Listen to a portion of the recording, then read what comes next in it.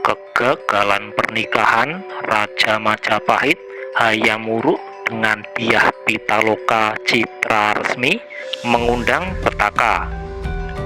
Patih Amangkubumi Gajah Mada pun dituduh sebagai biang keladi kegagalan pernikahan dengan putri Raja Sunda.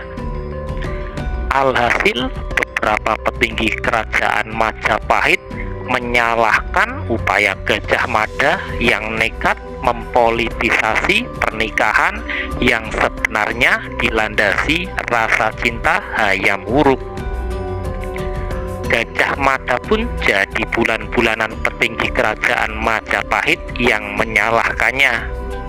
Mereka pun mencari keberadaan Gajah Mada di kediamannya dengan mengerahkan banyak pasukan. Raja Wengker yang didukung oleh Raja Koripan melakukan pengepungan terhadap rumah Gajah Mada dengan mengerahkan bala tentaranya. Di rumah Gajah Mada tak ada satupun yang berani keluar. Istri Gajah Mada dikisahkan bahkan sampai gemetar ketakutan.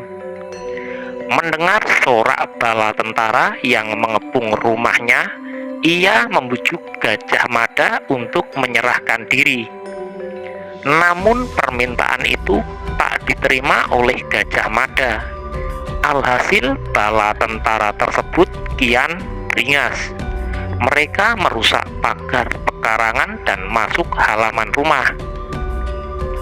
Saat itu juga Patih Gajah Mada yang menggunakan celana geringsing berselubung kain putih bersabuk atramaksi berdiri di tengah halaman bersemedi.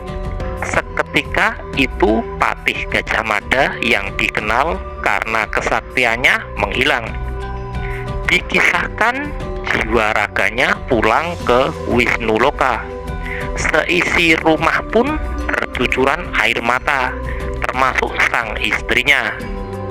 Seluruh bala tentara itu akhirnya masuk rumah menemui istri Gajah Mada, Nyi Patih. Dengan keris terhunus, bala tentara ini siap membunuh Gajah Mada dan mencarinya di dalam rumah.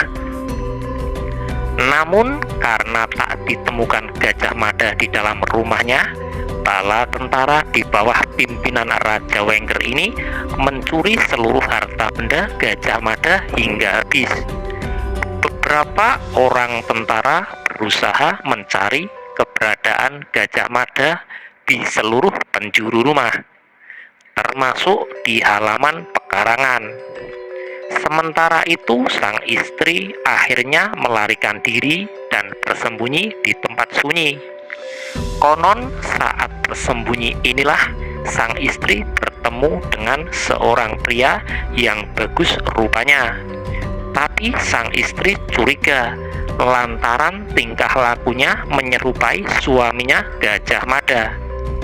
Pria ini menjawab bahwa ia melarikan diri Majapahit karena orang-orang sedang marah.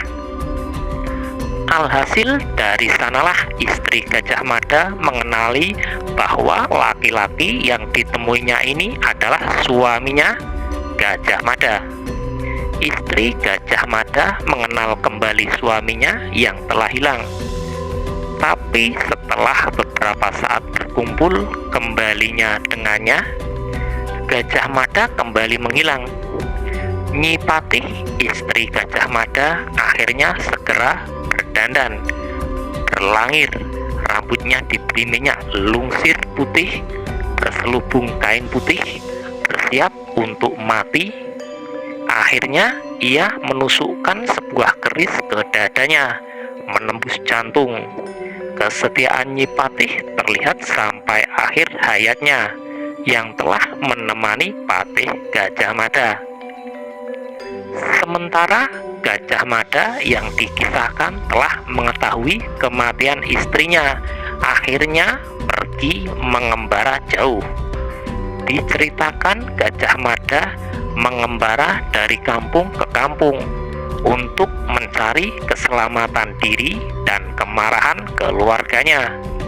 Gajah Mada pun dikisahkan dalam Kakawin Negara Kertagama pada tahun Saka 1281 atau 1359 Masehi menuju wilayah Lumajang. Ia pun menarik dirinya dari kehidupan dan keramaian duniawi. Gajah Mada memilih untuk bertapa di Madakaripura yang terletak di pedalaman Probolinggo Selatan, yang berada di daerah kaki Pegunungan Bromo Semeru. Disinilah disebut merupakan akhir dari kisah kehidupan Gajah Mada yang diduga melakukan muksa. Muksa merupakan pengembalian tubuh jiwa raga. Terima kasih sobat, semoga bermanfaat.